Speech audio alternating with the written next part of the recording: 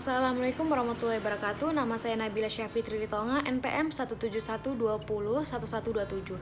Di sini saya akan menyampaikan materi tentang sejarah perkembangan hukum pidana internasional.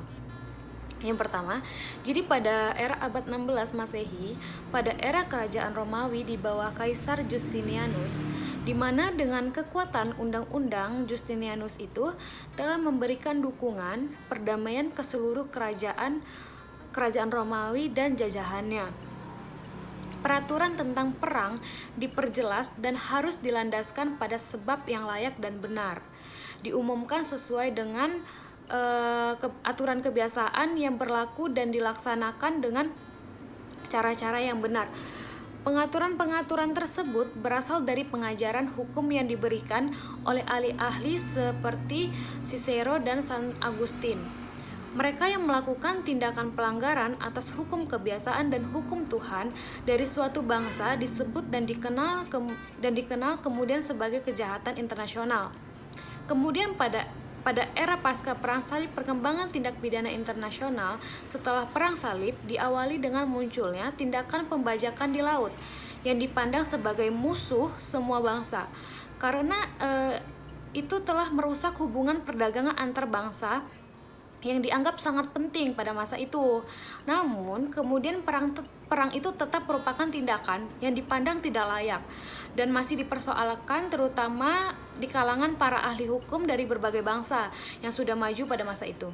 Selanjutnya, pada era Francisco de Vitoria 1480 sampai 1546, era penjajahan disertai dengan penyebar luasan agama Kristen dengan cara-cara kekerasan dan kekejaman telah berkecamuk, terutama yang telah dilakukan oleh kerajaan Spanyol terhadap penduduk pribumi Indian. Pada masa itu muncullah seorang profesor teologi, Francisco de Vitoria, yang memperingatkan kerajaan bahwa ancaman perang dan peperangan tidak dapat dibenarkan dengan alasan perbedaan agama, perluasan kerajaan, dan kemenangan yang bersifat pribadi, sekalipun dengan alasan untuk self-defense. Maka kerugian atau kekerasan sedapat-dapatnya diperkecil. Pandangan dari Vitoria ini dapat dikatakan sebagai tonggak sejarah bagi perkembangan hukum-hukum pidana internasional pada masa yang akan datang. Era abad 16-18, pakar hukum Alberto Gentili, Francisco Suarez Samuel Pufendorf dan Emmerich de Vattel, dan era Hugo de Groot 1625, perkembangan pesat tentang masalah perang di dalam sejarah hukum internasional terjadi pada abad 16-18. Ketika penulis-penulis terkenal seperti yang saya sebutkan tadi, itu telah membahas dan mencari dasar-dasar hukum suatu perperangan. Namun, seseorang yang terkenal pada masa itu adalah seorang ahli hukum Belanda, Hugo Grotius, yang telah menulis dan menerbitkan sebuah treatise, The Love of War and Peace in the Book and Three Books pada tahun 1625. Pasal 277 Diktat Versailles tidak dipatuhi perjanjian Versailles yang mengakhiri Perang Dunia I. Ternyata dalam praktek hukum internasional tidak berhasil melaksanakan ketentuan pasal 227 yang menetapkan antara lain penuntutan dan penjatuhan pidana atas pelaku kejahatan perang. Pada era 1920 ini telah tampak adanya upaya pembentukan Mahkamah Pidana Internasional, terutama setelah terbentuknya Liga Bangsa-Bangsa. Upaya ini berasal dari sejumlah ahli hukum yang dikemukakan antara lain Vipascian Pella, Megalos Cilayona, dan Rafael. Dukungan atas upaya tersebut juga berdatangan dari Perkumpulan Masyarakat Internasional Liga Bangsa-Bangsa 1927. Liga Bangsa-Bangsa telah membuka era baru dalam sejarah hukum pidana internasional dengan menetapkan bahwa perang agresi atau a war of aggression merupakan international crime. Bahkan pernyataan LBB tersebut merupakan awal dari penyusunan kodifikasi dalam bidang hukum pidana internasional. Namun, pada saat itu pembentukan suatu mahkamah internasional yang dapat menetapkan telah terjadinya pelanggaran atas kodifikasi tersebut masih belum secara serius diperbincangkan. Kemudian era pasca Perang Dunia II itu telah melahirkan berbagai tindak pidana baru yang merupakan pelanggaran atas perjanjian-perjanjian yang telah ditandatangani di antara negara anggota Liga Bangsa-Bangsa. Pelanggaran-pelanggaran tersebut adalah dalam bentuk kekejaman yang tiada taranya, serta pelanggaran atas hukum perang yang tiada bandingnya oleh pihak tentara, Jerman dan sekutunya. Kejadian-kejadian itu telah memperkuat kehendak untuk mengajukan kembali gagasan pembentukan suatu mahkamah pidana internasional. Kemudian Profesor Lauterbach and Hans Kelsen yang menegaskan bahwa pembentukan mahkamah itu sangat penting untuk mengadili penjahat perang dan sekaligus membawa akibat penting terhadap perbaikan di dalam hubungan internasional. Kemudian Nuremberg Trial 1946, Nazi Jerman di bawah kepemimpinan Adolf Hitler memulai Perang Dunia Kedua dengan menganeksi Polandia pada September 1939, tepatnya di kota Danzig, Literature. Pada tahun 1940, Hitler menaklukkan Denmark, Belanda, Belgia, dan Prancis. Tahun tersebut merupakan tahun kemenangan Nazi Jerman. Dalam waktu yang bersamaan dengan Perang Dunia Kedua, bahkan jauh sebelumnya, Hitler telah memperlakukan genosida terhadap bangsa Yahudi hampir di seluruh daratan Eropa. Genosida yang dilakukan oleh Nazi Jerman selanjutnya dikenal dengan istilah Holocaust.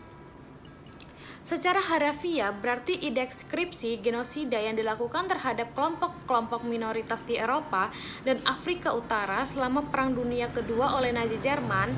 PBB menetapkan perbuatan-perbuatan sebagai Delitzscher Juris Gentium pada tahun 1947.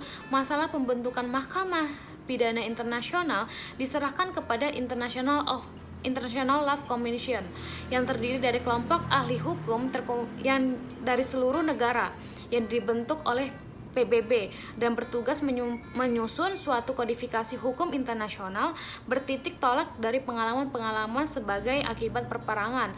Maka masyarakat internasional melalui PBB telah sepakat dan menetapkan kejahatan-kejahatan yang dilakukan semasa perperangan itu sebagai kejahatan yang mengancam dan merugikan serta merusak tatanan kehidupan masyarakat internasional. Kejahatan-kejahatan itu antara lain seperti agresi, kejahatan perang, pembasmian dan etnis tertentu, pembajakan laut, dan lain-lain. Pada resolusi PBB 21 November 1947 bahwa sampai dengan awal abad ke-20, hukum pidana internasional belum memasyarakatkan di kalangan pakar-pakar hukum di negara yang menganut sistem hukum common law. Pengakuan secara internasional terhadap pentingnya internasional criminal law pertama kali terjadi melalui resolusi yang diajukan oleh Sidang Umum Perserikatan Bangsa-Bangsa tanggal 21 November 1947. Resolusi menghendaki dibentuknya suatu panitia kodifikasi hukum internasional. Kemudian era Tokyo Trial 1948 tanggal 23 Desember 1948 berdasarkan keputusan Pengadilan Internasional di Tokyo, 7 orang pemimpin negara ini pada era Perang Dunia Kedua menjalani hukuman mati. Pengadilan di Jepang ini merupakan lanjutan dari pengadilan Nuremberg, Jerman yang dilakukan untuk mengadili para penjahat perang. Sebanyak 25 orang pejabat Jepang diadili dan 18 diantaranya dijatuhi hukuman penjara. Hideki Toyo, Perdana Menteri Jepang pada era Perang Dunia Kedua, adalah pejabat tertinggi yang diadili di pengadilan internasional Jepang itu dan dijatuhi hukuman mati.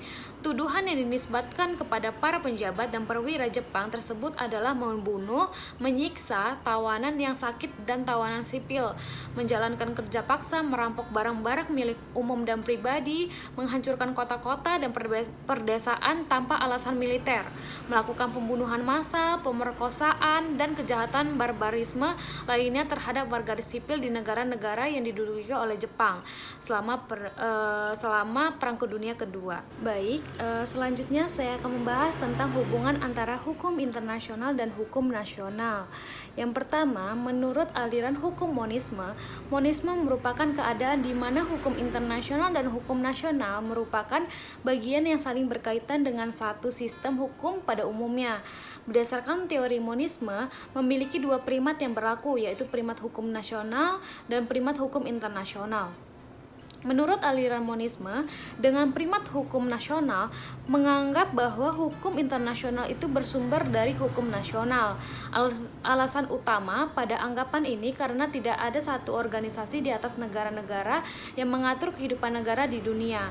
Selain itu, dasar hukum internasional yang mengatur hubungan internasional adalah terletak di dalam wewenang negara-negara untuk mengadakan perjanjian-perjanjian internasional.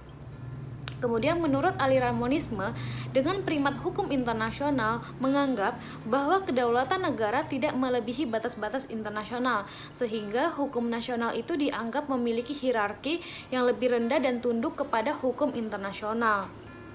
Pada primat ini, menganut bahwa hukum internasional itu harus diutamakan daripada hukum nasional jika terjadi konflik. Kemudian, aliran hukum dualisme.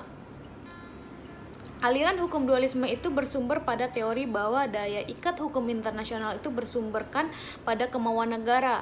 Pada aliran ini, hukum internasional dan hukum nasional itu merupakan dua sistem atau perangkat hukum yang terpisah satu dari yang lainnya.